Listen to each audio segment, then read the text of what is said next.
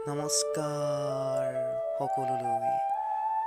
শিক্ষাৰ্থীসকলৰ বিষয়ে কিছু কথা ব্যক্ত কৰিবলৈ লৈছোঁ। ভুল হ'লে ক্ষমা কৰিব।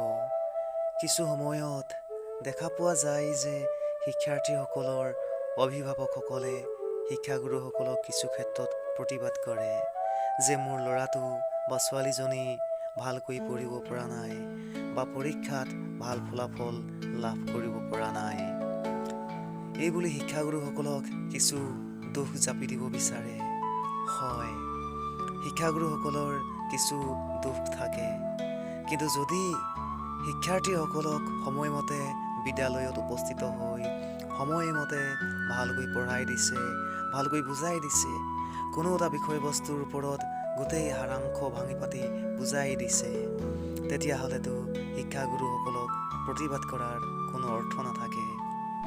অভিভাৱকসকলে বাৰু এটা কথা ভাবি চাইছেনে? শিক্ষাৰ্থীসকলে ভালকৈ পঢ়িব পৰাটো, পৰীক্ষাত ভাল ফলাফল লাভ কৰাটো সম্পূৰ্ণ নিজৰ মানসিক প্ৰস্তুতি তথা প্ৰচেষ্টাৰ ওপৰত নিৰ্ভৰ কৰে। যিহেতু যিকোনো এটা জ্ঞান, শিক্ষা, বিদ্যা শিক্ষাগুৰুসকলে খুৱাই দিব নোৱাৰে, মাথো হাজাৰবাৰ বুজাই দিব পাৰে। জ্ঞান আয়ত্ত কৰি লোৱাটো, ভালকৈ বুজি লোৱাটো শিক্ষাৰ্থীসকলৰ মানসিক প্ৰস্তুতিৰ ওপৰত নিৰ্ভৰ কৰে। গতিকে ভাল ফলাফল লাভ কৰিবলৈ হ'লে শিক্ষাৰ্থীসকলে ভাল গুণসমূহত গুৰুত্ব দিবই লাগিব।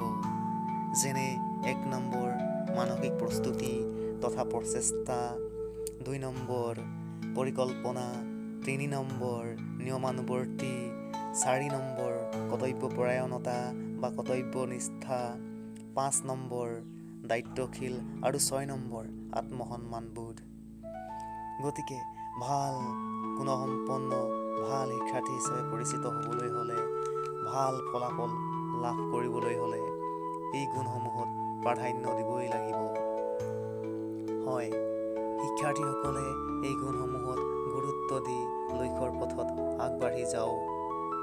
বিদ্যালয়খনৰ লগতে ঘৰখনলৈ আৰু গাঁওখনলৈও ভাল গৌৰৱ কঢ়িয়াই আনক।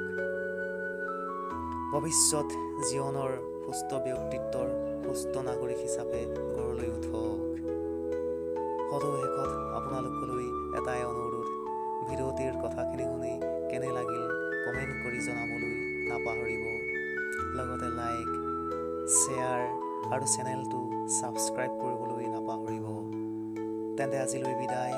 এই ভিডিঅ'টিৰ পৰা আকৌ অন্য এটা নতুন ভিডিঅ'ত পুনৰ লগ পাম। ধন্যবাদ। জয় আই অসম।